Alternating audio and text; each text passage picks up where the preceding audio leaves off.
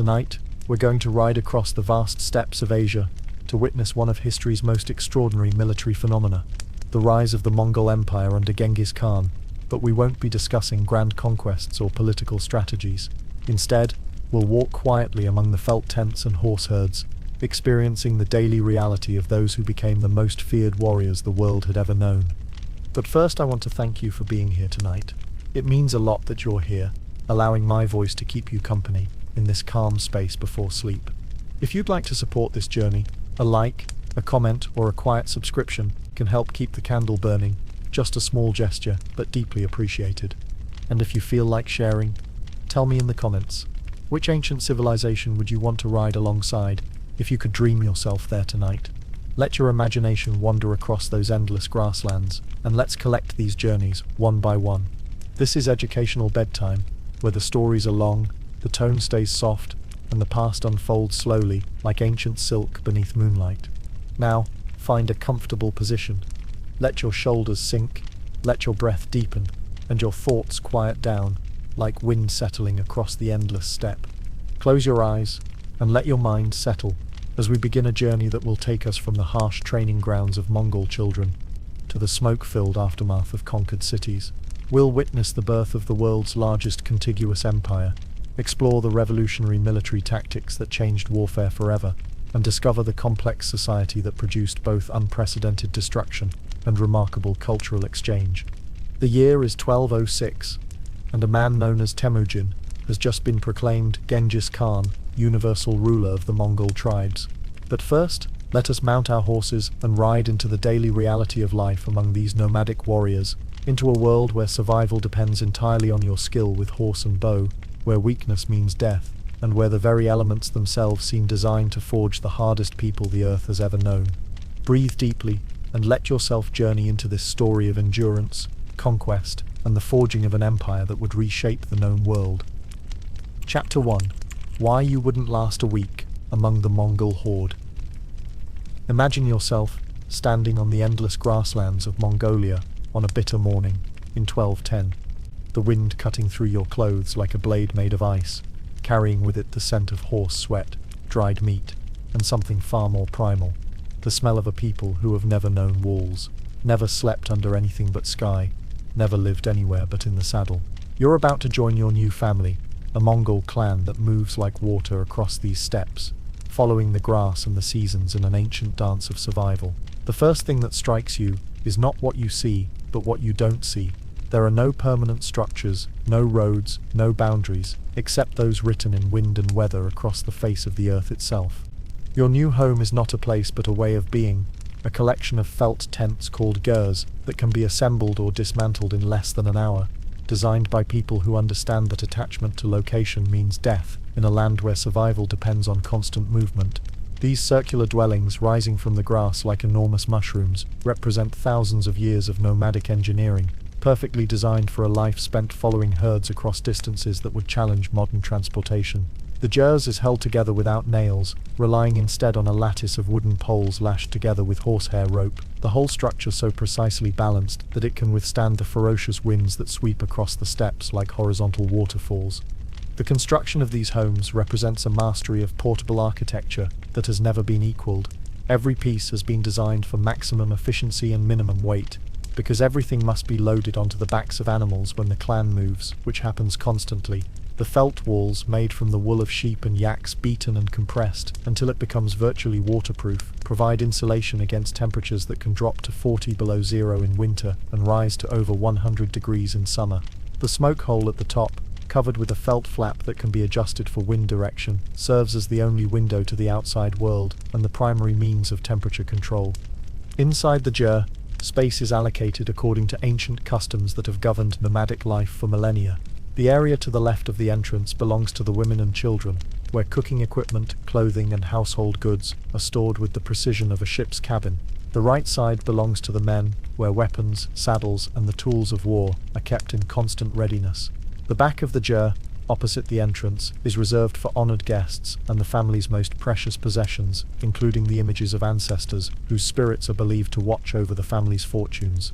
This spatial organization is not merely practical but sacred, representing a worldview that sees the ger as a microcosm of the universe itself. Your day begins before dawn with a sound that will become as familiar as your own heartbeat, the snorting and stamping of horses being prepared for another day's journey across the grasslands. The Mongols possess what may be the largest herd of horses ever assembled by any people in human history, with some estimates suggesting that each warrior owns between 5 and 10 horses, allowing for the constant changing of mounts that makes their legendary speed possible. These are not the tall, elegant horses of European cavalry, but small, sturdy ponies bred for endurance rather than beauty, capable of surviving on grass alone and traveling 50 miles in a single day while carrying a fully armed warrior. The relationship between Mongol and horse transcends anything known in settled civilizations. From the moment a child can walk, they're learning to ride, spending more hours on horseback than on foot, developing a connection with their mounts that borders on telepathic. A skilled Mongol warrior can guide his horse with shifts in weight and pressure that are invisible to outside observers, leaving both hands free for the bow that is their primary weapon. They sleep in the saddle during long campaigns, eat dried meat and mare's milk while riding, and can shoot arrows with deadly accuracy at full gallop, a skill that takes years to master and represents the pinnacle of mounted warfare. The horses themselves are creatures of remarkable endurance, descended from the wild horses of the Asian steppes and bred for thousands of years for specific qualities. They're capable of finding grass under snow, of traveling for days without water, of carrying their riders across terrain that would kill domesticated European horses within miles. Each horse knows its position in the herd hierarchy, and responds to whistle commands that can be heard over the thunder of hooves and the scream of wind. The mare's milk, fermented into an alcoholic beverage called erege, provides essential nutrition and serves as a form of currency among the tribes. As the sun rises over the endless grassland, revealing a landscape that stretches to every horizon without a single tree or landmark, you begin to understand the challenge of navigation in a world without roads or signposts. The Mongols navigate by reading the grass itself, understanding which species grow in which soil conditions, which direction water flows, how the wind patterns create different growth patterns across the steppe. They can tell direction by the way snow accumulates against rocks, the flight patterns of birds, the behavior of their horses, who possess an instinctive knowledge of direction that their riders have learned to trust absolutely.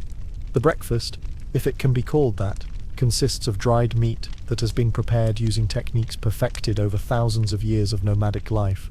This meat, cut into strips and dried in the wind until it becomes as hard as leather, can last for months without spoiling, and provides concentrated nutrition that allows warriors to travel for days without stopping to hunt or cook.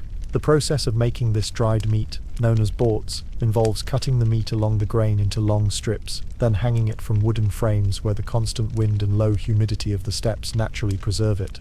When properly prepared, a small amount of borts provides enough protein and fat to sustain a warrior through a full day of hard riding. Accompanying this meat is mare's milk, either fresh or fermented, depending on availability and preference.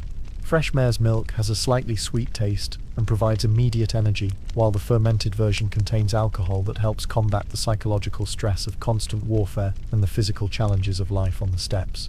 The fermentation process, carried out in leather bags called hurde that hang from the sides of horses, creates a beverage that is both nutritious and mildly intoxicating, helping warriors cope with the brutal realities of their existence. The preparation and consumption of food among the Mongols reflects their understanding that every aspect of life must be optimized for mobility and efficiency. There are no leisurely meals, no elaborate cooking procedures, no time wasted on culinary niceties. Food is fuel, nothing more, consumed quickly and efficiently, while maintaining constant readiness to mount up and ride.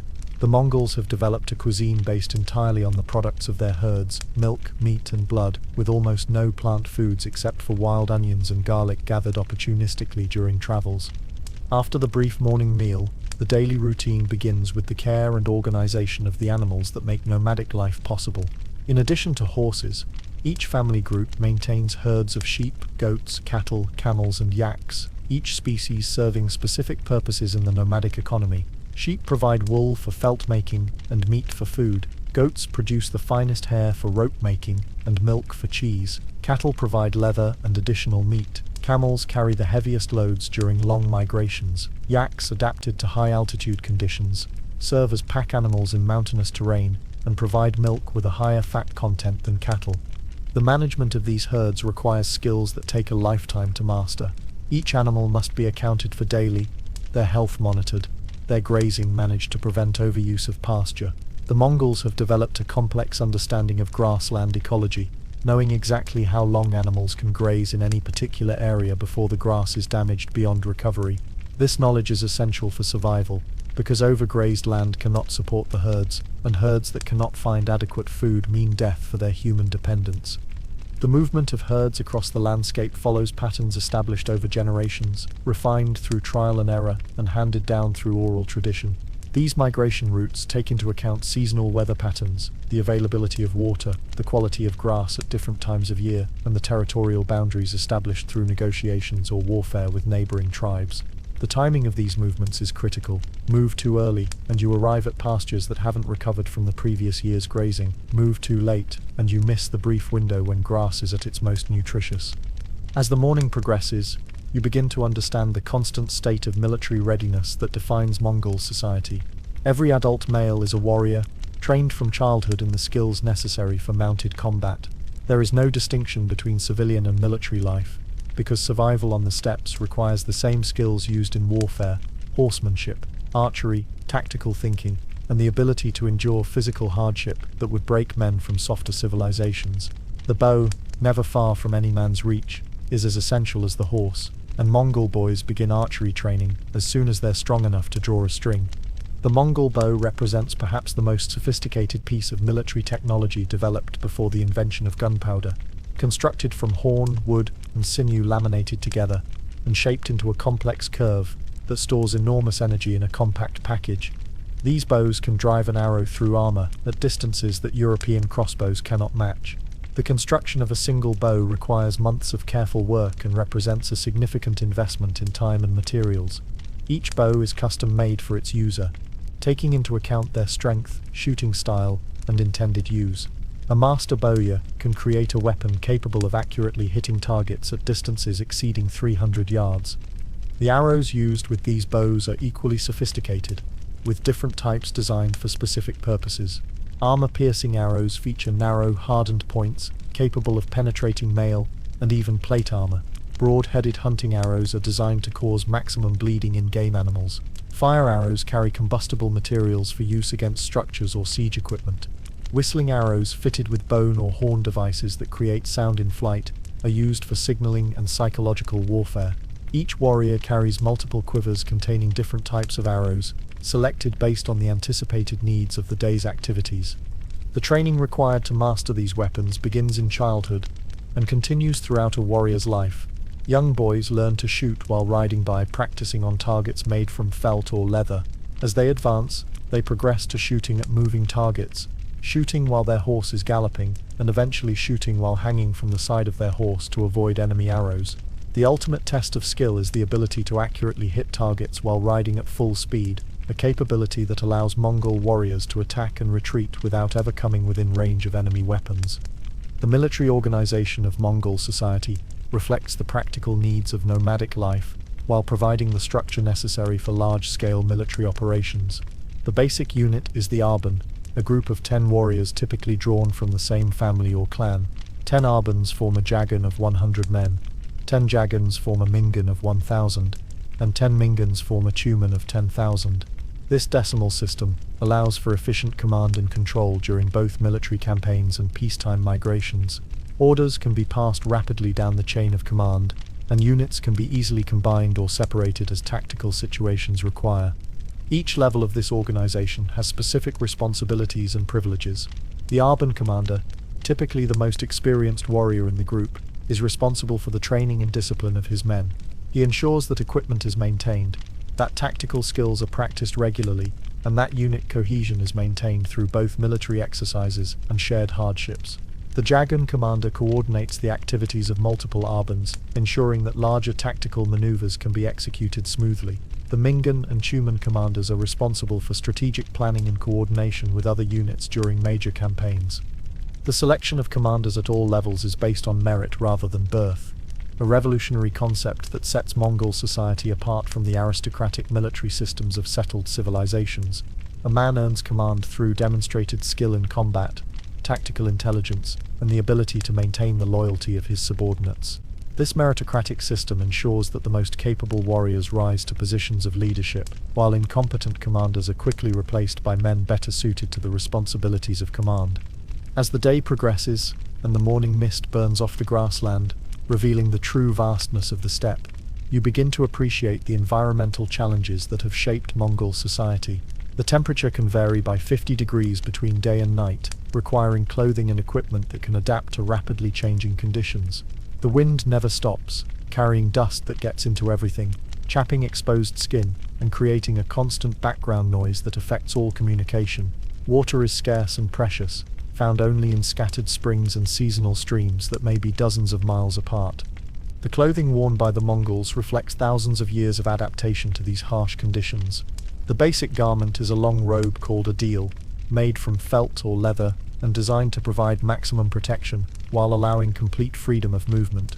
The deel can be worn loose in warm weather or cinched tight in cold conditions, and its long skirts protect the legs while riding. Over the deel, warriors wear additional layers of protection, including armor made from leather scales or captured metal plates.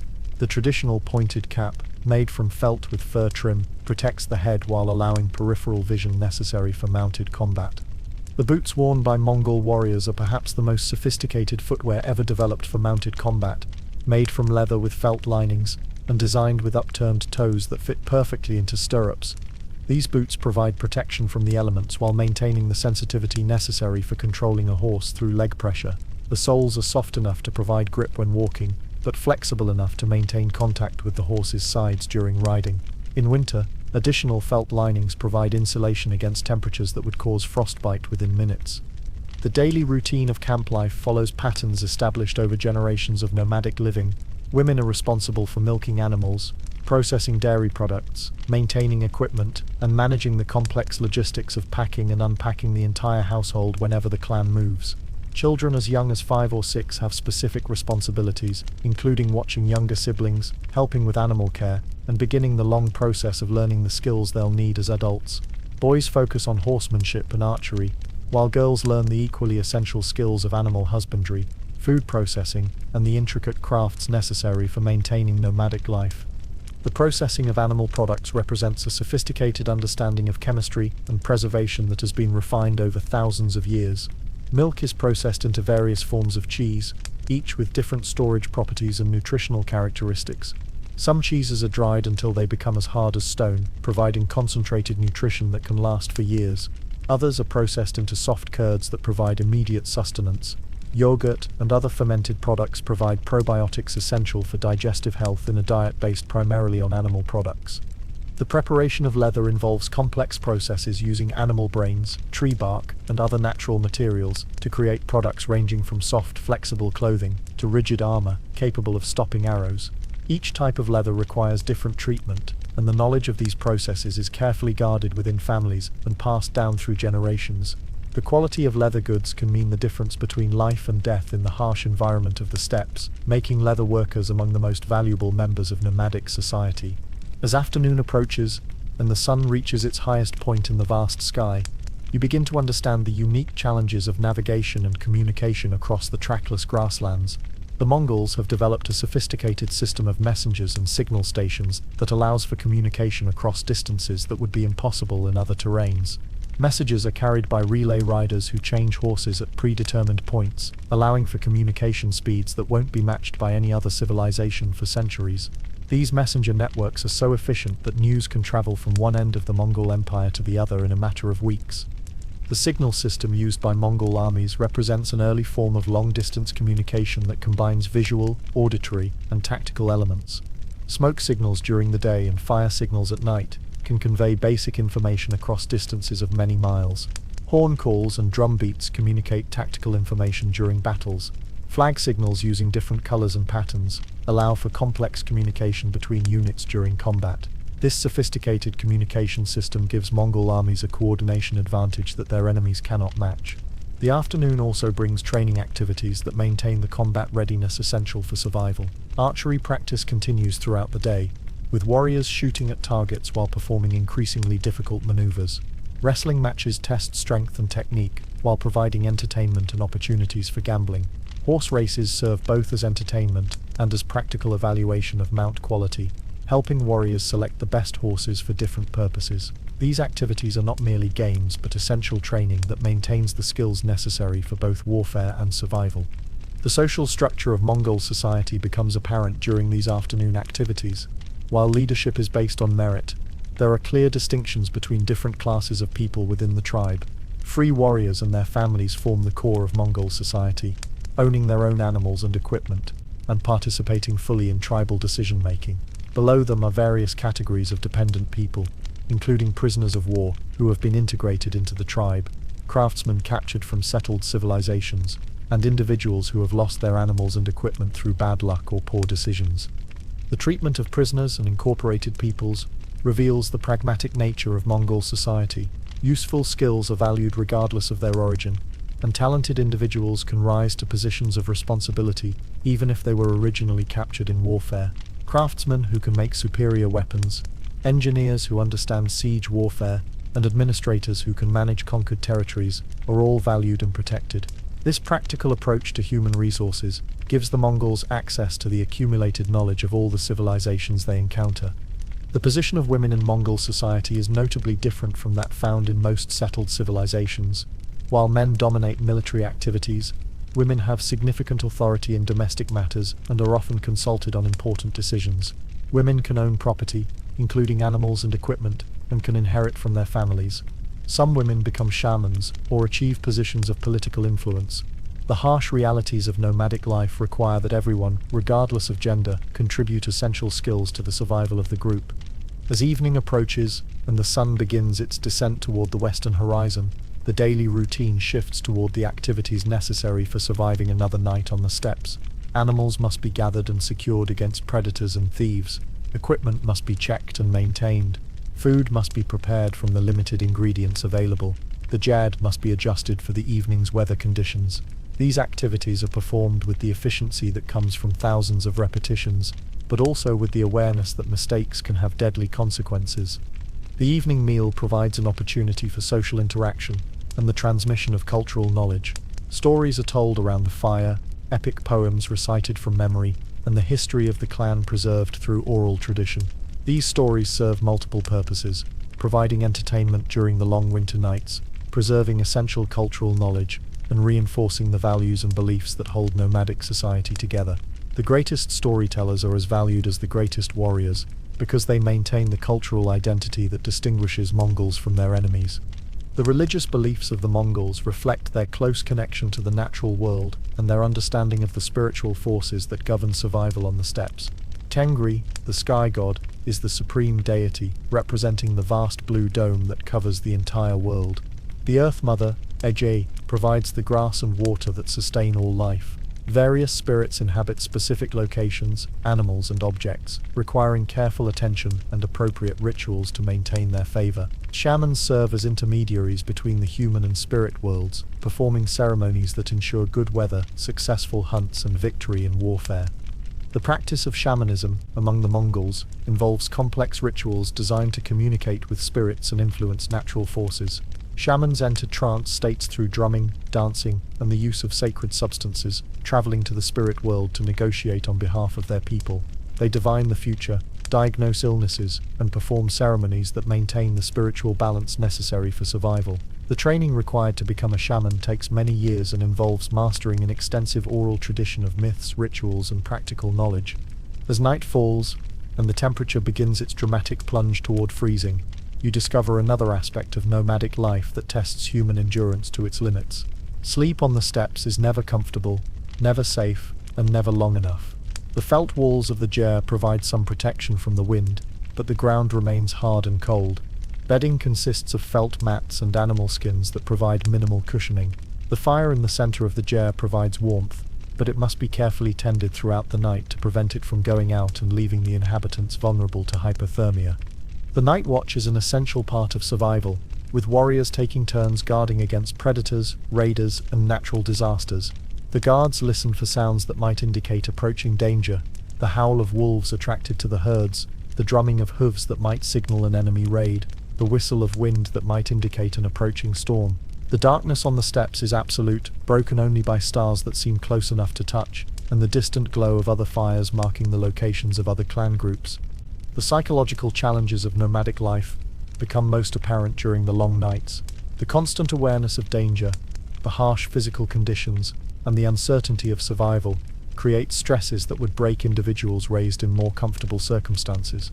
The Mongols have developed cultural mechanisms for dealing with these pressures, including the strong bonds of kinship that ensure no one faces hardship alone, the shared rituals that reinforce group identity, and the fatalistic philosophy that accepts death as an inevitable part of life. Sleep, when it comes, is light and easily interrupted. The sounds of animals moving restlessly in the cold, the creaking of the gyr frame under wind pressure, and the needs of maintaining the fire ensure that no one sleeps deeply for long periods. Warriors learn to take rest in short periods while remaining alert for danger. This fragmented sleep pattern continues for months during military campaigns, contributing to the physical and mental stress that shapes Mongol character. The dreams of nomadic warriors, when they can remember them, often reflect the realities of their daily existence. They dream of horses running across endless grassland, of arrows flying true to their targets, of enemies falling before their advance. But they also dream of the comforts they've never known: solid walls that never move, abundant food that doesn't have to be carefully rationed, and safety that doesn't require constant vigilance. These dreams provide both escape and motivation, reminding warriors of what they fight for and what they hope to achieve through conquest. As the night progresses and the fire burns down to glowing coals, you begin to understand the profound differences between nomadic and settled ways of life. The Mongols have developed a culture based entirely on mobility, adaptability, and the efficient use of limited resources. Every aspect of their society has been shaped by the need to survive in an environment that offers no mercy to the weak or unprepared. This harsh training has created a people capable of enduring hardships that would destroy other civilizations, while maintaining the social cohesion necessary for large-scale military operations. The contrast between Mongol and settled civilizations extends beyond mere lifestyle differences to fundamental worldviews. Settled peoples see the world in terms of ownership and boundaries, with wealth measured in land and permanent structures. Nomads see the world in terms of movement and opportunity, with wealth measured in animals and the knowledge necessary to keep them alive. These different perspectives create conflicts that go beyond simple territorial disputes to represent clashes between incompatible ways of understanding human existence. The training that produces Mongol warriors begins in infancy and never ends. Children who survive their first winter on the steppes have already demonstrated the basic toughness necessary for nomadic life. Those who live to adolescence have mastered the fundamental skills of horsemanship and animal care. Young adults who prove themselves in their first military campaigns have shown they possess the combination of courage, skill, and ruthlessness necessary for conquest. This process of continuous selection ensures that only the strongest and most capable individuals reach positions of leadership. The discipline required for nomadic life extends to every aspect of daily existence. Food must be rationed carefully to last between uncertain hunting opportunities. Water must be conserved and used efficiently. Equipment must be maintained constantly to prevent failure at critical moments. Animals must be cared for with the knowledge that their health directly determines human survival. This discipline, learned through harsh experience, translates directly into military effectiveness, creating warriors who can endure hardships that break other armies. As dawn approaches and the eastern sky begins to lighten, you realize that you've experienced only a single day and night in a life that will be spent entirely on these grasslands. The Mongols who wake beside you have been shaped by thousands of such days, each one a test of survival that has hardened them into the most effective warriors the world has ever seen. They wake without complaint to face another day of the same hardships, the same uncertainties, the same constant struggle against an environment that offers no comfort and no mercy. The sunrise over the steppe reveals a landscape that seems unchanged from the day before, an endless expanse of grass stretching to every horizon. But the Mongols see in this landscape opportunities invisible to outsiders, the subtle signs that indicate good grazing ahead, the weather patterns that suggest when to move camp, the strategic advantages that can be exploited against enemies unfamiliar with steppe warfare. This intimate knowledge of their environment gives them advantages that cannot be duplicated by armies from other regions. The morning brings preparation for another day of movement across the grasslands, another day of the continuous journey that defines nomadic existence.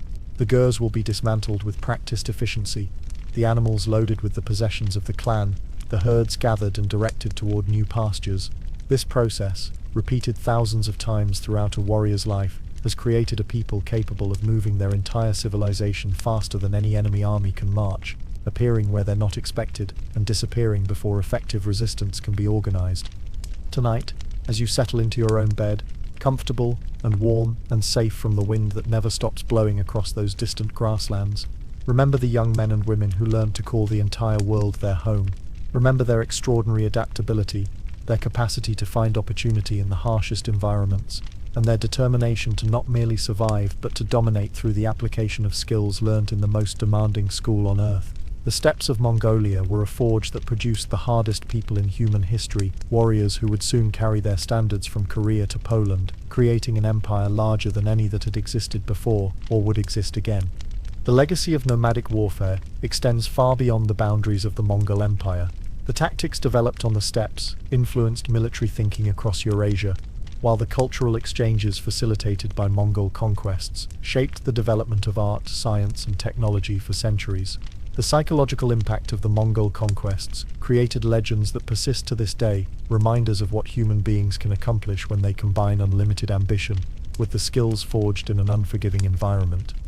In our next segment, we'll witness how these perfectly adapted steppe warriors transformed from tribal raiders into the most effective military machine in human history, and explore the revolution in warfare that allowed them to conquer civilizations that had stood for thousands of years. We'll see how the harsh lessons learned in childhood, on the grasslands, translated into tactical innovations that no settled army could counter, and discover how a people who owned nothing but their animals and their weapons came to rule nearly a quarter of the human race. Chapter 2. The War Machine That Conquered the World. Now let your mind drift across the years, from the daily struggles of nomadic survival, to a moment when those struggles would forge the greatest military force the world had ever seen. The year is 1211, and you find yourself not among a single clan, but part of an army of unprecedented size and organization, 100,000 mounted warriors moving across the landscape like a thunderstorm made of men and horses. Close your eyes and feel the ground trembling beneath countless hooves, hear the whisper of wind through a forest of banners, and smell the dust of an empire being born. You are witnessing the transformation of tribal warfare into something entirely new, a military revolution that will reshape the known world. These are no longer separate clans fighting for grazing rights or stealing each other's animals. Under Genghis Khan, they have become a unified force with a single purpose, conquest on a scale that previous generations could never have imagined. The man who was once called Temujin has done more than unite the Mongol tribes. He has created a new form of warfare that will prove unstoppable against every enemy it encounters. The army that surrounds you represents the culmination of centuries of steppe warfare, refined and perfected into an instrument of conquest.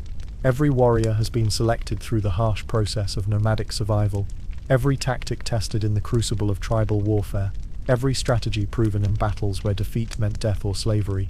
But now these individual elements have been combined into something greater than the sum of its parts, a coordinated military machine that can move faster, strike harder, and adapt more quickly than any force that will oppose it. The organization of this army reflects Genghis Khan's genius for combining traditional steppe culture with innovative military thinking. The decimal system that governed tribal life has been expanded into a military hierarchy, capable of commanding hundreds of thousands of warriors across distances that span continents. At the base of this system, the Arban of 10 men functions as it always has, a tight-knit unit where every warrior knows and trusts his companions. But these Arbans are now components in a vast machine that can coordinate the movements of armies separated by thousands of miles. The Jagun commanders, each responsible for 100 warriors, serve as the crucial link between the intimate scale of tribal warfare and the massive scope of imperial conquest. These men must maintain the personal relationships that ensure unit cohesion, while implementing orders that come from commanders they may never meet, directing operations that serve strategic purposes they may not fully understand. The success of the Mongol military system depends on these middle-ranking officers, men who combine the traditional skills of steppe warfare with the ability to think beyond tribal concerns. At the level of the Mingan, commanding 1,000 warriors, the traditional intimacy of nomadic leadership begins to transform into something approaching modern military command. These commanders must think in terms of logistics, rather than simple survival, coordinating the movement of supplies, managing the complex relationships between different tribal groups, and implementing tactical innovations that may contradict centuries of traditional practice. They represent a new kind of leader, men who have mastered both the ancient skills of steppe warfare and the emerging science of large-scale military operations. The Tumen commanders, each responsible for 10,000 warriors, operate at a level of strategic thinking that has no precedent in nomadic culture. They must coordinate with other Tumen commanders to execute campaigns that unfold over months or years, manage relationships with conquered populations, and implement the grand strategic vision of Genghis Khan himself. These men have become something new in human history, generals in the modern sense, capable of thinking and planning on a scale that dwarfs anything attempted by previous military leaders. The intelligence network that supports this military machine represents another revolutionary innovation. The Mongols have created a system for gathering and transmitting information that allows commanders to know the strength, position, and intentions of their enemies long before battle is joined. This intelligence comes from multiple sources, including merchants who travel between cities, prisoners interrogated by specialists trained in extracting information, and scouts who can travel hundreds of miles in a matter of days.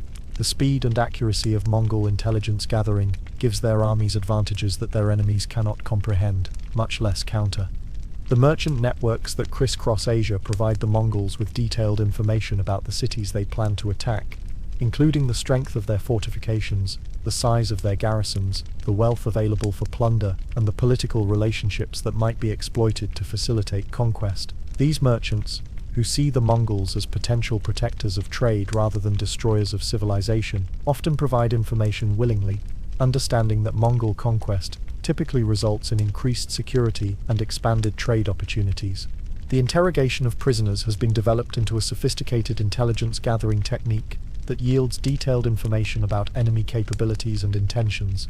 Mongol interrogators understand that different types of prisoners possess different kinds of useful information, and they have developed specific techniques for extracting intelligence from soldiers, officials, merchants, and civilians. This information is systematically collected, analyzed, and transmitted to commanders who can use it to refine their tactical and strategic planning.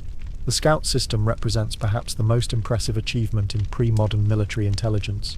Mongol scouts, riding the fastest horses and using relay stations to change mounts, can cover distances that seem impossible to their enemies. These scouts provide real-time information about enemy movements, allowing Mongol commanders to respond to changing situations faster than their opponents can adapt their plans. The psychological impact of this intelligence superiority cannot be overstated, as enemies find themselves constantly surprised by Mongol attacks that seem to anticipate their every move. As you ride with this great army across the landscape, you begin to understand the logistical revolution that makes such large-scale operations possible. Traditional nomadic warfare was limited by the need to find grazing for horses, and the inability to maintain large concentrations of warriors for extended periods. Genghis Khan has solved these problems through innovations that allow his armies to sustain themselves during campaigns that last for years and cover thousands of miles. The herds that accompany the army represent a mobile food supply that can sustain itself while providing nutrition for the warriors. Each warrior's string of horses serves multiple purposes, providing the mobility that makes Mongol tactics possible while also serving as an emergency food source when other supplies are unavailable. The Mongols have perfected techniques for bleeding their horses without killing them, providing protein that can sustain warriors during long periods when hunting is impossible and captured supplies are inadequate. The supply trains that follow the army carry equipment and provisions that cannot be obtained from the herds, including arrows, bowstrings, armor, tools for siege warfare, and trade goods that can be used to purchase supplies from local populations. These supply trains are protected by rear guard units and move along carefully planned routes that provide access to water and grazing while minimizing exposure to enemy attack. The coordination required to maintain these supply lines across continental distances represents a logistical achievement that will not be matched for centuries. The engineering capabilities of the Mongol army reflect the incorporation of knowledge and techniques learned from conquered civilizations. Chinese engineers provide expertise in siege warfare and the construction of military equipment. Muslim administrators contribute knowledge of logistics and supply management. European craftsmen add their skills in metalworking and weapon construction. This synthesis of technologies and techniques from across the known world gives the Mongol army capabilities that no purely nomadic force could possess. The siege equipment that accompanies major Mongol campaigns represents the integration of the most advanced military technology available anywhere in the world. Chinese catapults and trebuchets provide the ability to breach fortifications that would otherwise be impregnable to nomadic warriors. Muslim incendiary devices create weapons that can destroy wooden structures and demoralize defenders. European crossbow techniques are adapted for use by Mongol infantry units recruited from conquered populations. This combination of technologies makes Mongol armies capable of conducting siege warfare with a sophistication that rivals or exceeds that of any settled civilization. The speed of Mongol armies represents their most distinctive tactical advantage, an achievement that depends on more than simply riding fast horses.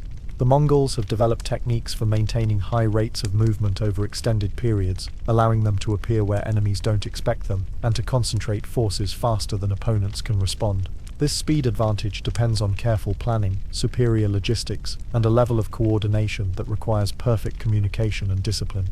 The ability to change horses frequently allows Mongol warriors to maintain speeds that would kill less well-supplied cavalry.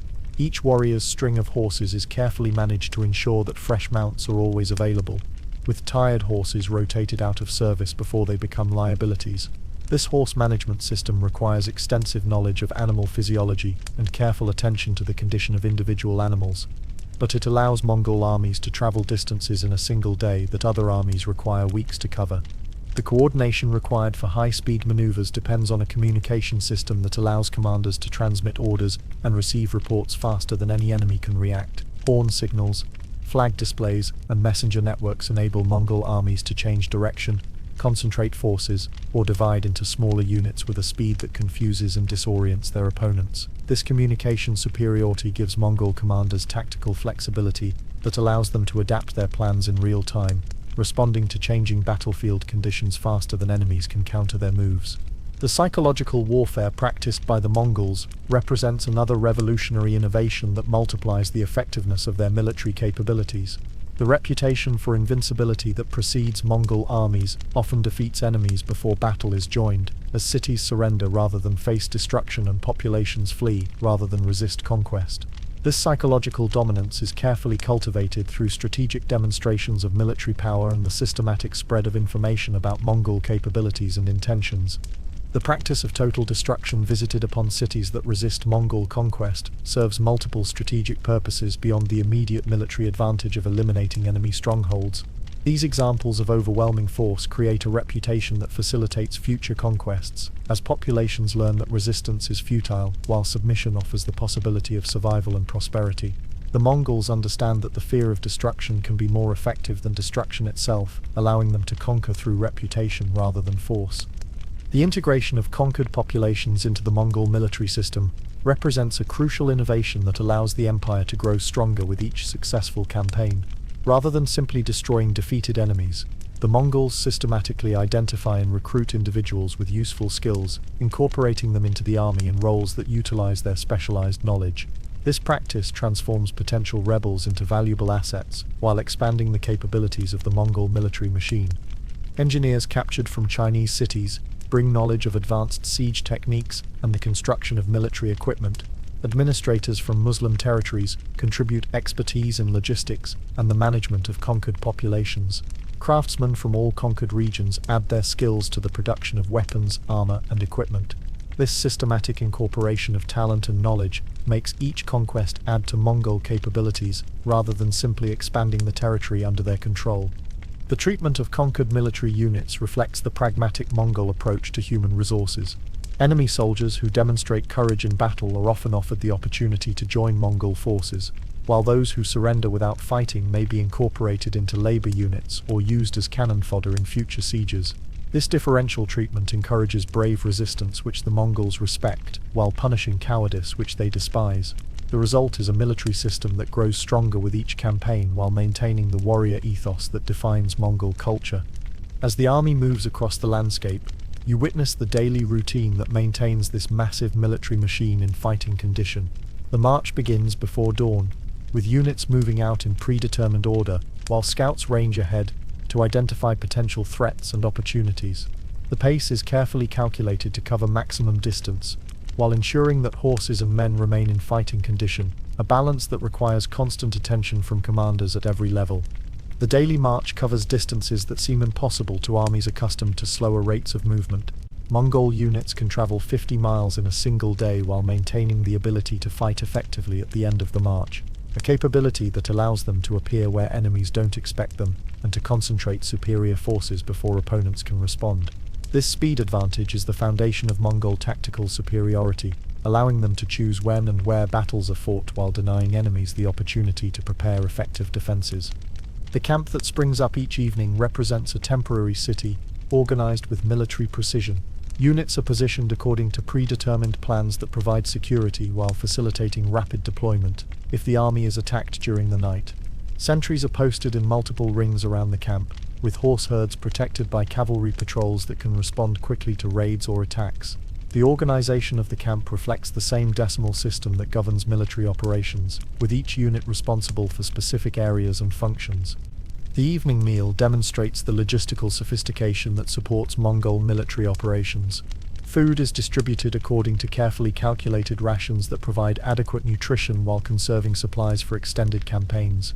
The diet consists primarily of dairy products and dried meat that can be consumed without cooking, eliminating the need for fires that might reveal the army's position to enemy scouts. When hunting is possible, fresh meat supplements the basic rations, but the army is designed to operate for extended periods without depending on local food sources. The maintenance of equipment receives constant attention during evening hours, with warriors repairing weapons, tending horses, and preparing for the next day's march. Bowstrings are checked and replaced if necessary, arrows are counted and repaired, armor is cleaned and adjusted.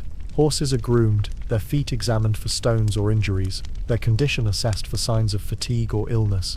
This constant attention to equipment maintenance ensures that the army remains in fighting condition regardless of the hardships encountered during the campaign.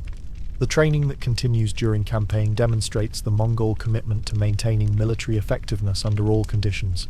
Even during active campaigns, warriors practice archery, wrestling, and horsemanship to maintain their skills at peak levels. Mock battles are conducted to test new tactics and maintain unit coordination. Individual competitions provide entertainment while identifying warriors who might be promoted to positions of greater responsibility. This constant training ensures that Mongol military capabilities actually improve during campaigns rather than deteriorating due to fatigue and hardship. The intelligence briefings that occur each evening provide commanders with updated information about enemy dispositions, local conditions, and strategic opportunities. Scout reports are analyzed and integrated with information from other sources to create detailed pictures of the tactical and strategic situation. This information is transmitted through the command hierarchy, allowing units at every level to understand their role in the larger campaign and to adapt their operations to changing conditions. The medical care provided to warriors reflects the Mongol understanding that maintaining fighting strength requires attention to health and injury treatment. Traditional shamanic healing practices are supplemented by medical knowledge acquired from conquered civilizations, creating a hybrid system that addresses both physical and spiritual aspects of health.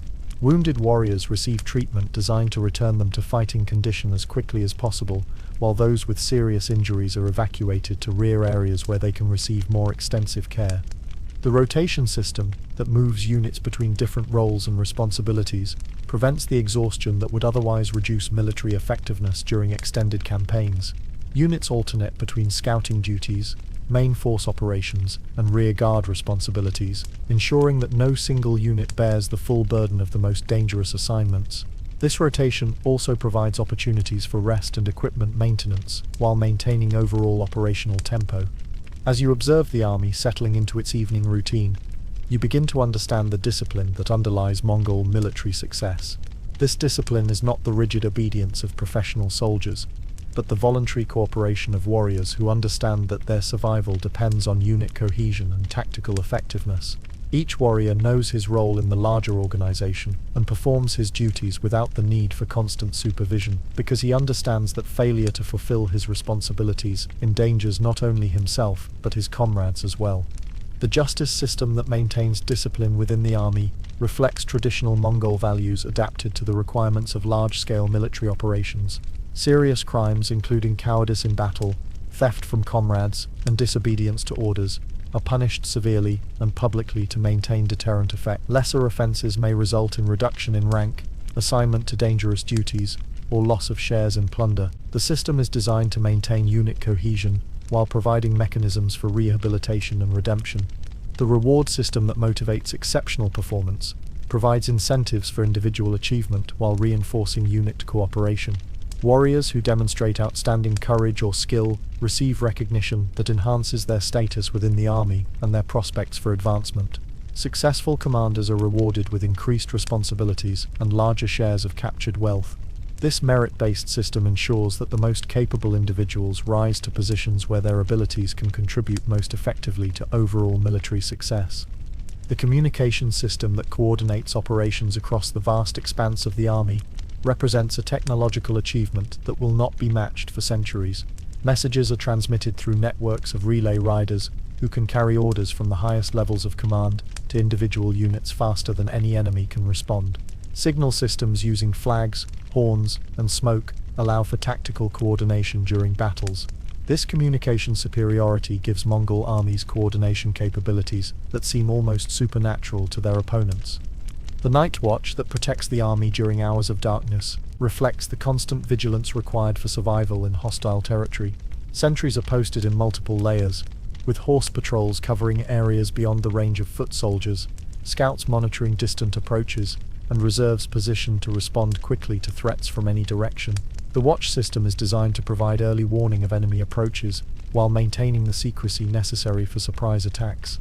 As the night deepens and the sounds of the camp settle into the quiet rhythms of an army at rest, you realize that you are witnessing more than simply a military organization.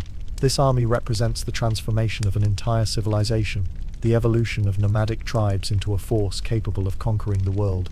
The skills learned in childhood on the steppes have been refined and coordinated into capabilities that no settled civilization can match, creating a military machine that will reshape the political map of Eurasia. The cultural synthesis that underlies Mongol military success reflects the empire's ability to adapt and incorporate the best elements from every civilization it encounters. Chinese administrative techniques are combined with Islamic legal traditions and European technological innovations to create systems that surpass anything achieved by individual civilizations working in isolation. This cultural flexibility gives the Mongol Empire advantages that extend far beyond purely military capabilities, allowing it to govern conquered territories more effectively than previous conquerors. The economic foundations that support the Mongol military machine represent a revolution in the relationship between warfare and wealth creation. Rather than simply extracting tribute from conquered territories, the Mongols create systems that increase trade and productivity, generating wealth that can support even larger military operations. This positive feedback loop between conquest and economic development allows the empire to grow stronger with each successful campaign, creating a momentum that becomes almost impossible for enemies to stop. The technological innovations that enhance Mongol military capabilities reflect the empire's systematic approach to identifying and adopting superior techniques from any source. The composite bow is improved through incorporation of materials and design elements from different regions. Siege equipment combines the best features of Chinese, Muslim, and European traditions. Communication systems integrate nomadic signal techniques with technologies acquired through conquest. This technological synthesis creates capabilities that exceed anything achieved by individual civilizations.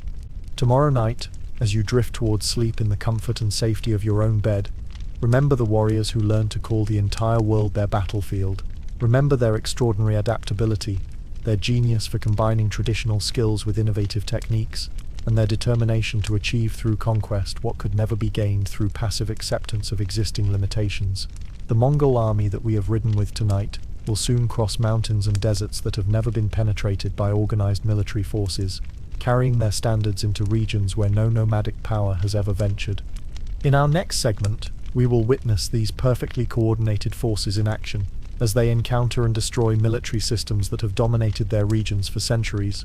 We will see how the theoretical advantages we have observed tonight translate into tactical supremacy on actual battlefields, and discover how armies that seemed invincible to their contemporaries proved helpless against military innovations perfected on the steppes of Mongolia.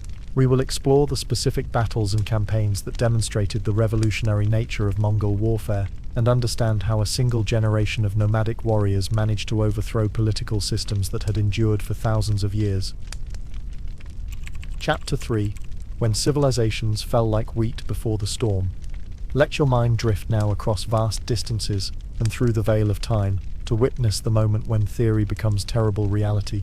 when the military machine we have observed transforms into an unstoppable force of conquest that will shake the foundations of the known world. The year is 1219, and you stand upon the walls of Otrar, a prosperous trading city in what is now Kazakhstan, watching the horizon with growing dread as a cloud of dust grows larger with each passing hour. You are about to witness the collision between two entirely different ways of understanding warfare, and only one will survive the encounter. The city beneath your feet represents everything that settled civilization considers permanent and secure. These walls, built from sun-dried brick and reinforced with timber, have protected Otrar's inhabitants for generations. The bazaars within ring with the voices of merchants speaking a dozen languages, trading goods that have traveled thousands of miles along the Silk Road. Craftsmen in their workshops create beautiful objects from precious metals and rare stones. Scholars in the libraries preserve the accumulated knowledge of centuries. Children play in gardens watered by carefully maintained irrigation systems. This is civilization at its height, prosperous, cultured and confident in its permanence. But that confidence is about to be shattered by a force that the city's defenders cannot comprehend, much less counter. The dust cloud on the horizon marks the approach of something that has never been seen before in this region. A Mongol army of unprecedented size and sophistication, commanded by generals who have perfected the art of siege warfare through the systematic study of every military tradition they have encountered. The defenders of Otrar believe their walls make them safe, but they are about to discover that the Mongols have learned to turn fortifications into traps. As the dust cloud resolves into distinct shapes, you begin to see the true scope of what approaches the city. This is not a raiding party seeking quick plunder, but an army organized for total conquest, complete with siege equipment that represents the best military technology available anywhere in the world. Chinese engineers march alongside Mongol warriors, carrying the plans and materials needed to construct trebuchets capable of breaching any fortification. Muslim specialists in incendiary warfare bring Greek fire and other combustible compounds that can turn wooden structures into infernos. European crossbow experts provide knowledge of the most advanced projectile weapons available to settled armies. The siege equipment that accompanies this army represents a revolution in military technology that the defenders cannot match. The trebuchets, based on Chinese designs but improved through Mongol innovation, can hurl stones weighing several hundred pounds over distances that place them beyond the range of defensive weapons. The catapults, constructed using techniques learned from Muslim engineers, can launch incendiary projectiles that set fire to anything combustible within the city. The crossbows, manufactured according to European specifications, but produced in quantities that European armies could never afford, provide covering fire that prevents defenders from manning their walls effectively. But the most terrifying aspect of the approaching army is not its equipment, but its organization and discipline. These warriors move with the precision of a single organism, responding to horn signals and flag commands with perfect coordination. Units separate and recombine according to predetermined plans that have been rehearsed countless times during the long march to this remote city. The speed and efficiency of their movements suggest capabilities that exceed anything the defenders have ever witnessed, creating a psychological impact that may prove more devastating than any physical weapon. The commanders who direct this assault represent a new breed of military leader, men who have mastered both the traditional skills of steppe warfare and the emerging science of siege operations. They have studied the defenses of dozens of cities, identifying weaknesses and developing techniques that can overcome any fortification. They understand the psychology of siege warfare, knowing that the will to resist often crumbles before walls are actually breached. Most importantly, they possess the logistical capabilities necessary to sustain siege operations for whatever time is required to achieve complete victory. As the Mongol army deploys around the city, you witness the implementation of siege techniques that represent centuries of accumulated military knowledge. The investment is not random, but follows careful plans that cut off all routes of escape while positioning siege equipment for maximum effectiveness. Communication trenches are dug to allow safe movement of troops and supplies. Approach routes are cleared to provide lanes of attack while limiting defenders' ability to interfere with siege operations. The entire perimeter becomes a controlled environment where the attackers possess every advantage. The psychological warfare that accompanies the physical siege represents perhaps the most sophisticated aspect of Mongol military strategy. Messengers arrive under flags of truce, carrying demands for surrender that are carefully calculated to maximize fear while offering hope to those who cooperate. The terms are specific and brutal, promising total destruction for continued resistance while guaranteeing safety and prosperity for immediate submission. These offers are accompanied by detailed accounts of what happened to other cities that chose resistance, accounts that are accurate enough to be verifiable and terrifying enough to break the will of all but the most determined defenders. The intelligence network that supports the siege provides the attackers with detailed knowledge of conditions within the city, information that allows them to adjust their tactics in real time. Spies within the walls report on food supplies, morale among defenders, factional disputes among the leadership, and any other information that might be exploited to facilitate conquest. This intelligence superiority gives the Mongols advantages that go far beyond simple military capability, allowing them to attack weaknesses that defenders don't even realize they possess. The engineering work that begins as soon as the city is invested demonstrates the Mongol commitment to technical excellence in all aspects of warfare. Chinese engineers direct the construction of siege equipment with specifications that exceed anything previously seen in this region. Muslim specialists design incendiary devices that can destroy specific types of structures. European crossbow experts establish manufacturing facilities that can produce ammunition in quantities sufficient for extended operations. This synthesis of technologies from across the known world creates siege capabilities that no single civilization could match.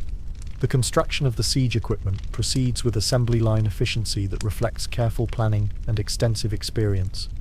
Trebuchets are assembled from pre-manufactured components, according to designs that have been tested and refined through dozens of previous sieges. The positioning of these massive weapons takes into account not only their optimal range and trajectory, but also their vulnerability to defensive fire and the logistics of supplying them with ammunition. Each installation becomes a small fortress, protected by earthworks and defended by specialist troops. The ammunition for these siege weapons represents another aspect of Mongol thoroughness in military preparation. Stones are selected not only for their weight and hardness, but also for their aerodynamic properties and availability in sufficient quantities to sustain bombardment for whatever time may be required. Incendiary projectiles are manufactured according to specifications that maximize their destructive potential while ensuring safe handling by the operators. The variety of projectiles available allows siege commanders to select the most appropriate weapon for each specific target within the city. As the bombardment begins, you witness the systematic destruction of a civilization that has stood for centuries. The targeting is not random, but follows careful plans designed to break the defender's will while preserving valuable structures and populations for future use. Military installations are destroyed first, eliminating the city's ability to mount effective resistance. Infrastructure targets follow, including granaries, wells, and communication systems that are essential for organizing defense. Finally, residential areas are targeted, creating panic among the civilian population while demonstrating the futility of continued resistance. The accuracy of the Mongol artillery represents a quantum leap in siege warfare technology. Chinese engineering techniques allow for precise calculation of range and trajectory, while Muslim innovations in projectile design ensure that shots achieve maximum destructive effect. The coordination between different types of siege equipment creates overlapping fields of fire that leave no area of the city safe from bombardment. The psychological impact of this accurate, sustained fire often proves more effective than the physical damage, as defenders realize that no location within the walls provides safety. The defensive response to the Mongol assault reveals the limitations of traditional fortification systems when confronted with revolutionary siege techniques. The walls, designed to withstand attacks by conventional armies, prove inadequate against weapons that can strike from ranges beyond the reach of defensive fire. The towers, built to provide platforms for archers and crossbowmen, become death traps when subjected to concentrated artillery bombardment. The gates, reinforced with iron and protected by complex defensive works, are systematically destroyed by projectiles specifically designed for breaching fortifications.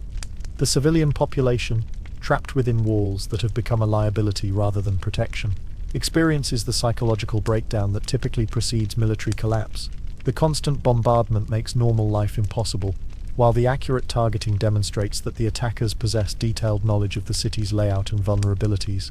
Food supplies, disrupted by the destruction of storage facilities, create additional pressure for surrender. Most devastating of all, the realization spreads that this is not a temporary raid but a systematic conquest that will continue until the city is completely destroyed. The leadership of the city, faced with an enemy that possesses capabilities beyond their understanding, struggles to maintain morale while searching for strategies that might preserve their people. Some advocate for continued resistance, believing that relief forces might arrive or that the attackers will eventually abandon the siege. Others argue for negotiated surrender, hoping to obtain terms that might preserve at least some of the city's population and wealth. These debates, conducted while buildings burn around them, reveal the helplessness of settled civilizations when confronted with military innovations they cannot match or counter. The night attacks that supplement the daytime bombardment demonstrate the Mongol mastery of psychological warfare. Small units infiltrate the city through breaches in the walls, creating panic by attacking unexpected targets and withdrawing before defenders can organize effective responses. These raids serve multiple purposes: gathering intelligence about conditions within the city, eliminating key defensive positions, and maintaining constant pressure that prevents defenders from resting or reorganizing. The cumulative effect is a breakdown of military discipline and civilian morale that often proves more decisive than direct assault. The use of captured equipment and personnel represents another aspect of Mongol innovation in siege warfare. Defensive weapons are turned against their former owners, while captured soldiers are forced to participate in attacks against their own city. This practice not only provides additional military capability, but also creates powerful psychological pressure, as defenders realize that continued resistance may result in their own eventual capture and forced participation in attacks against other cities. The message is clear: cooperation offers the possibility of survival and even prosperity, while resistance guarantees destruction. The medical and logistical support that sustains the Mongol army during extended siege operations reflects their understanding that conquest requires more than simply military capability. Field hospitals treat wounded warriors using medical knowledge acquired from multiple civilizations, ensuring that casualties do not reduce combat effectiveness. Supply trains bring food, weapons, and equipment from bases hundreds of miles away, maintaining operational tempo regardless of local conditions. This logistical sophistication allows Mongol armies to sustain siege operations longer than their enemies can maintain resistance. The role of specialists in siege operations demonstrates the Mongol commitment to technical excellence in all aspects of warfare. Engineers from China direct the construction and operation of siege equipment, with skills that represent centuries of accumulated knowledge. Incendiary specialists from Muslim territories create weapons that can destroy specific types of structures, or create widespread fires. Crossbow experts from Europe provide knowledge of the most advanced projectile weapons available to any army. This integration of expertise from across the known world creates siege capabilities that no individual civilization could match. As the siege enters its final phase, you witness the systematic breakdown of organized resistance that typically precedes the fall of a fortified city. The walls, breached in multiple locations by concentrated bombardment, no longer provide meaningful protection. The defenders, exhausted by weeks of constant pressure and demoralized by the obvious futility of continued resistance, begin to abandon their positions. The civilian population, faced with starvation and the constant threat of death from bombardment, pressure their leaders to seek terms for surrender.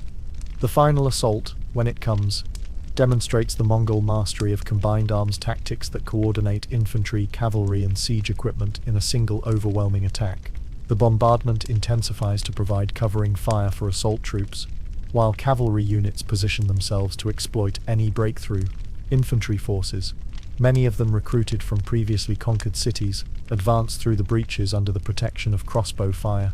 The coordination of these different elements creates an irresistible assault that overwhelms the remaining defenders within hours. The sack of the city that follows represents more than simple military victory. It demonstrates the Mongol understanding of warfare as an instrument of political control. The destruction is selective, designed to eliminate resistance while preserving valuable assets for future use. Skilled craftsmen are identified and protected, as their abilities will contribute to the empire's military and economic capabilities. Administrative records are preserved, providing information that will facilitate the governance of conquered territories. Wealth is systematically collected and distributed, according to predetermined plans that reward merit while maintaining discipline. The treatment of the surviving population reflects the Mongol approach to empire building, which seeks to transform conquered enemies into productive subjects, rather than simply eliminating them. Those who demonstrated courage in defense are often offered positions in the Mongol army, where their skills can contribute to future conquests. Craftsmen and specialists are relocated to areas where their abilities are most needed.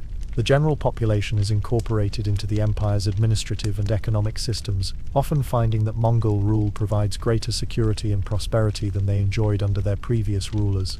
The psychological impact of the city's fall extends far beyond its immediate vicinity, as news of the conquest spreads throughout the region and beyond. Other cities, learning of Otra's fate, begin to reconsider their own defensive preparations and political allegiances.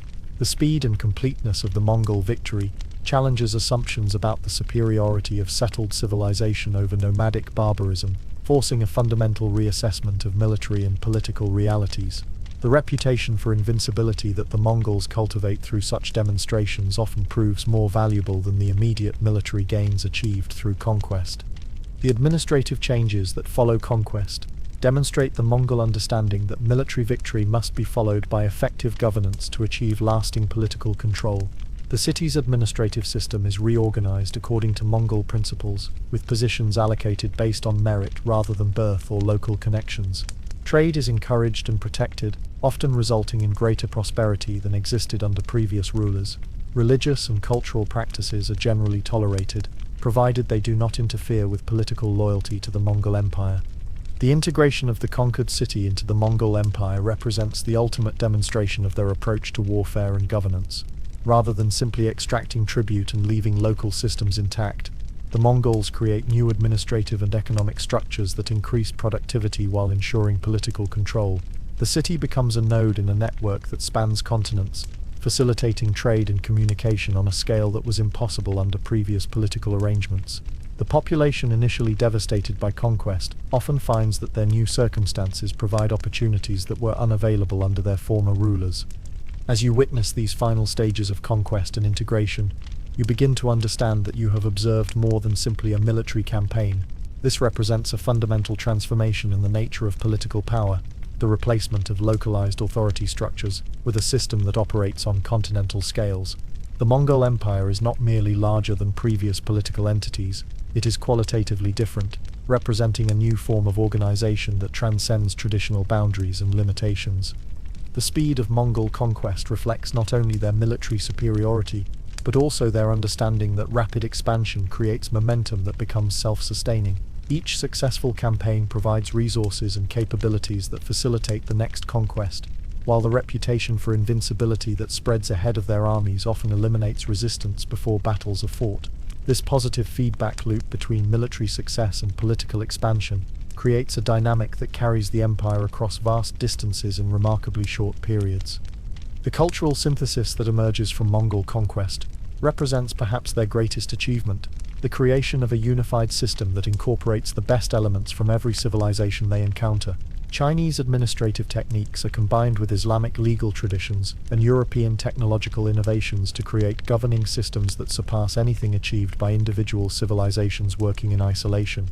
This cultural integration produces not only more effective governance, but also unprecedented opportunities for trade, communication, and intellectual exchange. The economic foundations that support continued expansion reflect the Mongol understanding that warfare and wealth creation are complementary rather than contradictory activities.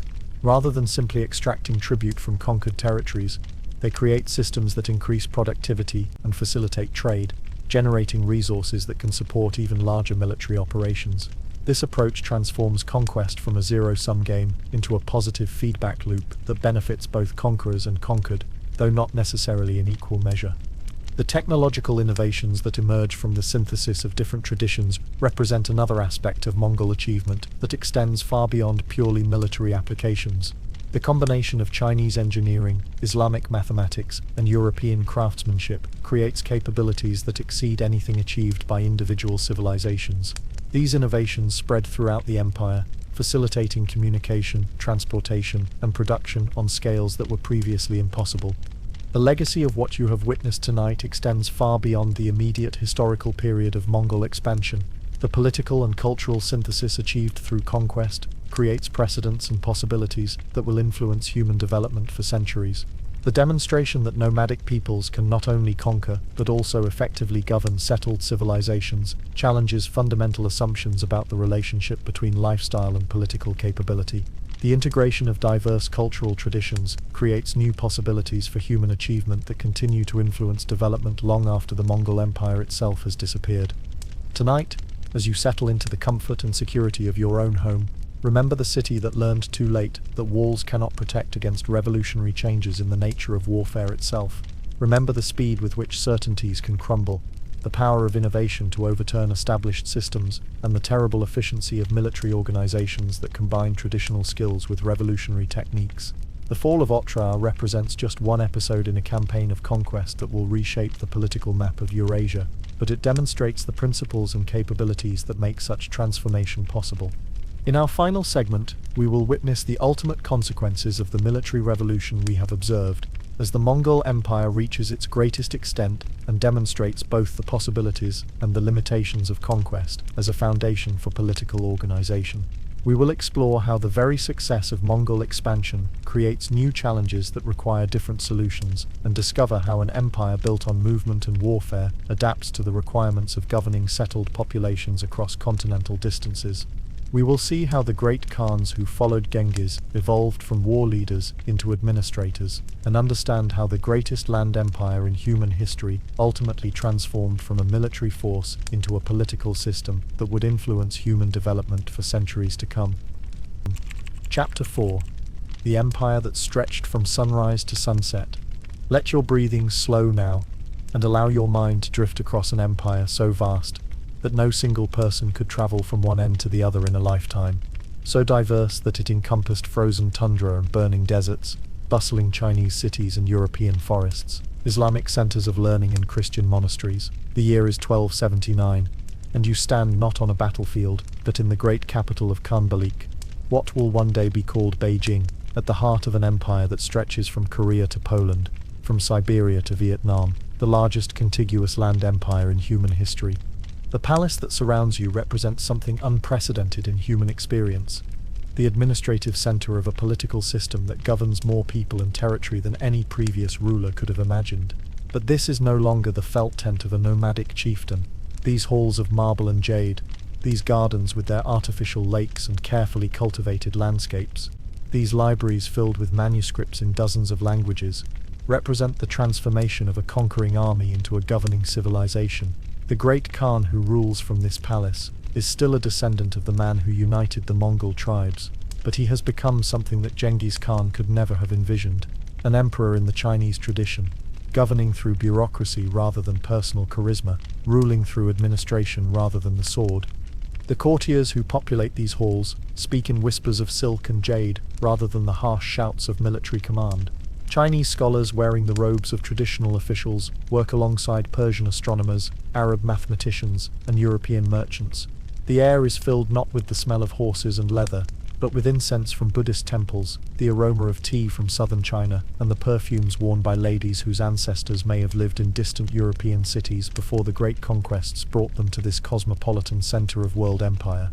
Yet, beneath this civilized veneer, the foundations of empire remain rooted in the military innovations that we have traced through our journey together. The messengers who arrive daily in this capital still ride the fastest horses, following routes that span continents and relay systems that allow information to travel from the most distant provinces to the throne in a matter of weeks.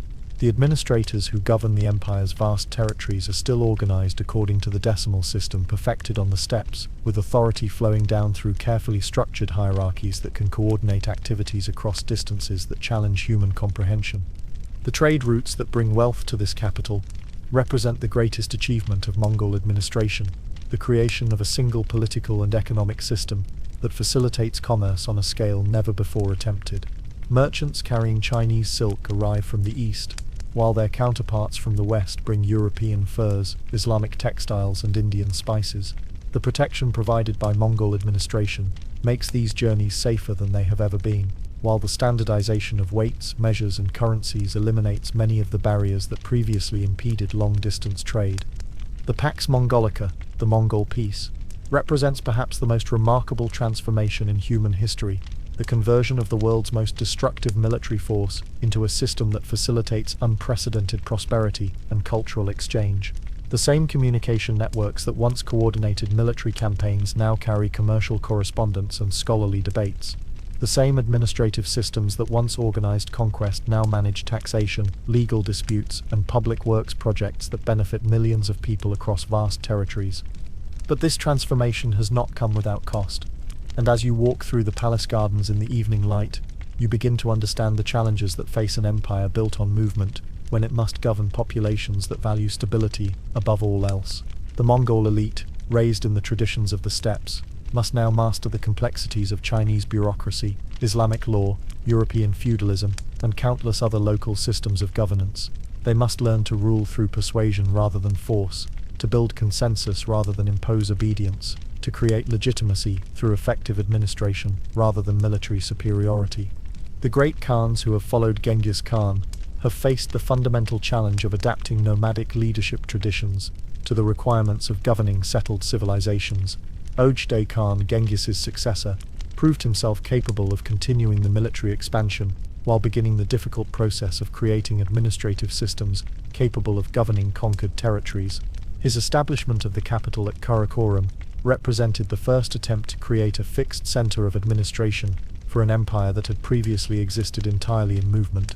The reign of Monkey Khan marked a crucial transition, as the empire began to prioritize administrative consolidation over continued military expansion. The great census that he ordered, counting every person and every animal within the empire's boundaries, represented a shift from the nomadic understanding of wealth as movable property to the settled civilization's concept of wealth as measurable territory and population. This census, the most comprehensive population count attempted anywhere in the world to that date, required administrative capabilities that far exceeded anything previously achieved by nomadic peoples. Under Kublai Khan, the grandson of Genghis, who now rules from this magnificent palace, the transformation has reached its logical conclusion. He has become a Chinese emperor in all but name, governing through the mandate of heaven, supporting Buddhist monasteries and Confucian schools, patronizing Chinese arts and literature. Yet he remains a Mongol in his understanding of the world beyond China's traditional boundaries, maintaining the networks of communication and trade that connect his empire to Central Asia, the Middle East, and Europe. The administrative system that governs this vast empire represents a synthesis of bureaucratic traditions from every major civilization, adapted to the unprecedented scale of Mongol rule. Chinese administrative techniques provide the foundation for record-keeping and taxation, while Islamic legal traditions offer frameworks for governing diverse populations according to their own customs and beliefs. European feudal concepts contribute to the organization of military obligations, while Central Asian tribal traditions maintain the personal loyalties that hold the system together. The challenge of governing diverse populations across continental distances has forced the Mongols to develop new approaches to religious and cultural tolerance that represent significant innovations in imperial administration. Rather than imposing a single religious or cultural system, they have created frameworks that allow different populations to maintain their traditional practices while acknowledging the political authority of the Great Khan. This tolerance is not born of modern liberal ideals, but of practical necessity, the understanding that forced conversion would create more problems than it solves. The legal system that operates throughout the empire reflects this pragmatic approach to diversity, combining Mongol customary law with local legal traditions in ways that preserve the essential features of both. Chinese populations continue to be governed according to Confucian principles, while Islamic communities follow Sharia law, and European territories maintain their feudal legal structures. The Mongol contribution is not the replacement of these systems, but the creation of higher-level frameworks that allow them to coexist while maintaining overall imperial unity. The economic integration achieved through Mongol administration represents perhaps the most lasting achievement of the empire, creating trade networks and commercial practices that will influence global development for centuries. The protection of merchants and the standardization of commercial practices have created opportunities for economic growth that benefit all populations within the empire, while the exchange of technologies and techniques accelerates innovation in agriculture, crafts, and transportation. The cultural exchange facilitated by Mongol administration produces intellectual achievements that surpass anything accomplished by individual civilizations working in isolation. Chinese printing technology spreads to the Islamic world and eventually to Europe, while Islamic mathematical innovations enhance Chinese engineering capabilities. European metalworking techniques improve the quality of weapons and tools throughout the empire, while Central Asian astronomical knowledge contributes to navigation and timekeeping systems that benefit all regions. Yet, as you observe the daily life of this great capital, you begin to see the signs of the challenges that will ultimately transform and fragment this vast empire. The very success of Mongol administration has created new problems that require different solutions from those that enabled conquest. The Mongol elite, increasingly comfortable with the luxuries of settled life, begin to lose the skills and attitudes that made their ancestors invincible on the steppes. The sons and grandsons of warriors who could ride for days without rest now struggle to mount a horse without assistance. The administrative requirements of governing vast territories have created bureaucracies that gradually displace the personal relationships that held nomadic society together. The decimal system that worked perfectly for organizing armies of 100,000 warriors becomes unwieldy when applied to populations of millions of farmers, craftsmen, and merchants. The speed of decision-making that characterized nomadic leadership gives way to the careful deliberation required for complex administrative decisions affecting vast populations. The religious and cultural synthesis that has enabled effective governance also creates opportunities for local populations to assert their own identities in opposition to Mongol authority. Chinese scholars begin to argue that Mongol rule, however effective, lacks the legitimacy that comes from adherence to traditional Chinese political philosophy. Islamic communities question the religious authority of rulers who practice shamanism and tolerate Buddhism. European populations maintain loyalty to distant kings and popes who represent alternatives to Mongol authority. The succession crises that periodically convulse the empire reflect the difficulty of adapting nomadic leadership traditions to the requirements of imperial administration. The traditional Mongol practice of selecting leaders through tribal consensus works poorly when applied to an empire where most of the population has no understanding of steppe traditions. The Chinese concept of hereditary succession through the eldest son conflicts with Mongol customs that emphasize selection of the most capable candidate. These contradictions create recurring crises that weaken imperial unity and provide opportunities for local assertion of independence. The military changes that accompany administrative development represent another source of potential weakness in the imperial system. The Mongol armies that conquered the world were composed entirely of nomadic warriors whose entire lives had prepared them for mounted warfare. But governing an empire requires soldiers capable of garrison duty, siege warfare, and naval operations that are foreign to steppe traditions. The recruitment of local troops to supplement Mongol forces gradually dilutes the military advantages that made conquest possible, while creating potential sources of rebellion within the imperial military system. The economic success that validates Mongol administration also creates new vulnerabilities that did not exist during the conquest period. The wealth that flows into the empire attracts the attention of external enemies who lack the military capability to threaten Mongol armies in open battle, but can disrupt trade routes through piracy and banditry. The complex administrative systems required to manage this wealth create opportunities for corruption and mismanagement that can undermine imperial effectiveness. The populations that benefit from Mongol administration develop expectations for continued prosperity that become difficult to maintain during periods of economic difficulty. The technological changes that spread throughout the empire create both opportunities and challenges for Mongol authority. The printing technology that facilitates administration also enables the spread of ideas that may challenge imperial legitimacy. The improved transportation systems that support trade also make it easier for enemies to move troops and supplies. The military innovations that enhance imperial capabilities also spread to potential enemies, gradually eroding the technological advantages that contributed to Mongol supremacy. As the evening progresses, and you walk through gardens illuminated by paper lanterns that represent Chinese artistic traditions adapted to Mongol tastes, you realize that you are witnessing the transformation of an empire from a military force into a political system that must justify its existence through effective governance rather than superior force. This transformation represents both the greatest achievement and the ultimate limitation of Mongol administration, the creation of a system so successful that it makes its own military foundations obsolete. The legacy of what you have witnessed during our journey together extends far beyond the historical period of Mongol dominance. The demonstration that nomadic peoples can not only conquer, but also effectively govern settled civilizations, challenges fundamental assumptions about the relationship between lifestyle and political capability. The creation of administrative systems that can coordinate activities across continental distances provides precedents and techniques that continue to influence political development. The facilitation of cultural and economic exchange on unprecedented scales creates possibilities for human achievement that persist long after the empire itself has fragmented. The trade networks established under Mongol administration continue to function long after political unity has disappeared, creating commercial relationships that span continents and facilitate ongoing cultural exchange. The technological innovations that spread throughout the empire continue to influence development in all regions, while the administrative techniques developed to govern diverse populations provide models for later imperial systems. The legal frameworks that allow different cultural traditions to coexist within a single political system offer precedents for modern approaches to governing multicultural societies. The intellectual achievements that emerged from Mongol-sponsored cultural exchange continue to influence human knowledge in fields ranging from astronomy to medicine to engineering. The historical consciousness that developed through contact between different civilizations creates new perspectives on human development that transcend regional limitations. The linguistic innovations that facilitated communication across cultural boundaries contribute to the development of international discourse and diplomacy.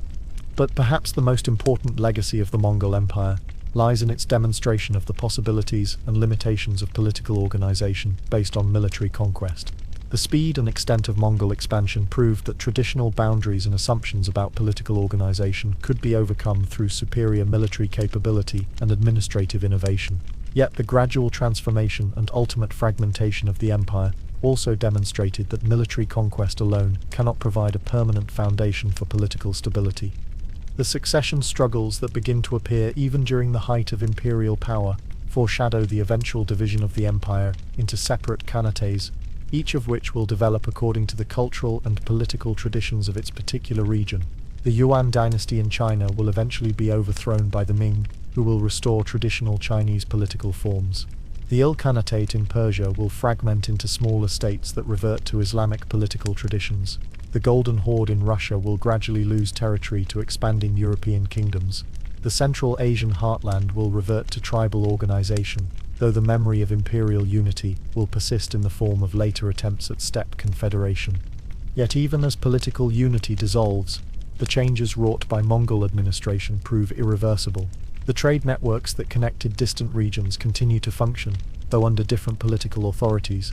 The technological innovations that spread throughout the empire continue to influence development in all regions.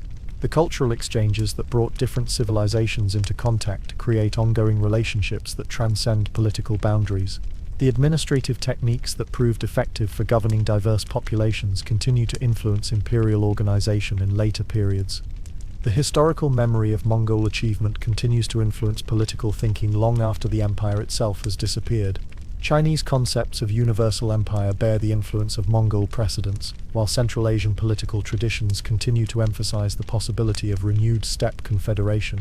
Islamic political thought incorporates lessons learned from the experience of governing under Mongol authority, while European concepts of empire are influenced by knowledge of Mongol administrative achievements. Tonight, as you prepare for sleep in the comfort and security of your own home, remember the empire that demonstrated both the possibilities and the limitations of human political organization. Remember the unprecedented achievement of creating administrative systems that could coordinate activities across continental distances, while maintaining the personal relationships and cultural traditions that gave those systems legitimacy and effectiveness. Remember the extraordinary synthesis of military capability and administrative sophistication that enabled a nomadic people to govern the majority of the civilized world, and the gradual transformation that converted conquest into governance, warfare into administration, and empire into civilization. The story of the Mongol Empire represents one of the most remarkable chapters in human history, a demonstration of what can be achieved when military innovation combines with administrative capability and cultural adaptability. From the harsh training grounds of the Mongolian steppes, through the revolutionary military organization that enabled unprecedented conquest, to the sophisticated administrative systems that governed the largest land empire in human history, we have traced the transformation of nomadic tribes into a world-spanning political system. The lessons of this transformation continue to resonate in our modern world, reminding us that political boundaries and cultural assumptions that seem permanent can be overcome through innovation, determination, and the willingness to adapt traditional practices to new challenges. The Mongol achievement demonstrates that no people, regardless of their origins or traditional lifestyle, are incapable of greatness when circumstances require them to transcend their limitations and embrace new possibilities. As you drift towards sleep, let your mind carry with it the memory of warriors who learned to govern, nomads who became administrators, and conquerors who transformed themselves into builders of one of history's most remarkable civilizations. Their legacy reminds us that human potential extends far beyond the circumstances of birth or tradition, and that the greatest achievements often emerge from the most unlikely sources, when courage, intelligence, and determination combine to overcome seemingly impossible challenges. Sleep well, and dream of empires that stretched from sunrise to sunset, of trade routes that connected distant civilizations, of cultural exchanges that enriched human knowledge, and of the extraordinary people who proved that the boundaries of human achievement exist only in our imagination, waiting to be transcended by those bold enough to attempt the impossible. Sweet dreams, and may your rest be peaceful, knowing that the human spirit, when faced with great challenges, has always found ways to surpass what previous generations thought possible. The steppes remember, the cities remember, and history remembers the time when nomadic horsemen became the rulers of the world, leaving lessons that continue to inspire and guide us today. Conclusion. The echo of hooves across time. And so our journey together comes to its end, like the setting sun over the vast Mongolian steppes, painting the grasslands in shades of gold and amber. Take a moment to let your breath deepen, to feel the weight of your body settling into comfort. As we reflect on the extraordinary story we have shared through these quiet hours, we began our journey among the felt tents of nomadic families, learning the harsh lessons that the steppes taught to every child who hoped to survive their first winter. We witnessed the daily struggles that forged the hardest people the earth has ever known, understanding how the unforgiving environment of Mongolia created warriors whose skills would prove unmatched in the civilized world. From those windswept grasslands, we followed the transformation of tribal raiders into the most sophisticated military machine in human history. We rode with armies that moved like thunderstorms across the landscape, observing the revolutionary tactics and technologies that allowed nomadic horsemen to defeat every enemy they encountered. We stood witness to the fall of cities that had endured for centuries, watching as walls that seemed impregnable crumbled before innovations that no settled civilization could match or counter. We walked through the gardens of an imperial palace that ruled territory stretching from Korea to Poland, from the Arctic Ocean to the South China Sea. But perhaps most remarkably, we have traced the complete transformation of a people and a civilization, from nomadic tribes whose only possessions were their animals and their weapons, to administrators of the largest contiguous empire in human history. We have seen how conquest became governance, how warriors became bureaucrats, how the skills learned in childhood on the harsh steppes translated into the ability to coordinate activities across continental distances. The story of the Mongols reminds us that human potential knows no boundaries, that circumstances of birth or tradition need not limit what people can achieve when they possess the courage to transcend their limitations. The felt tents of nomadic herders gave birth to innovations in warfare, administration, and cultural synthesis that influenced human development for centuries. The harsh training of steppe childhood produced leaders capable of governing the majority of the civilized world. Tonight, as you rest in safety and comfort, remember that the boundaries we accept as permanent are often nothing more than failures of imagination. The Mongols proved that geographic barriers could be crossed, that cultural differences could be bridged, that political systems that seemed eternal could be transformed by those bold enough to attempt the impossible. Their legacy reminds us that the greatest achievements in human history have often come from the most unexpected sources. Let the memory of their extraordinary journey accompany you into peaceful sleep, knowing that their story continues to echo across the centuries, inspiring new generations to look beyond conventional limitations and dare to dream of what might be possible. The steppes are quiet now, the great armies have passed into history, but their lesson endures, written in the wind that still blows across the grasslands where it all began. Rest well, dear traveller, and may your dreams carry you across vast distances and through remarkable times, always remembering that the human spirit, when tested by great challenges, has always found ways to rise above what seemed possible, leaving trails of inspiration for those who follow. Thank you for joining me on this journey through time and across the steppes of history. Until we meet again in another chapter of the human story, sleep peacefully, and let the gentle rhythm of your breathing carry you to places where anything is possible, and every horizon promises new adventures. The candle burns low, the night grows deep, and it is time to rest. Sweet dreams.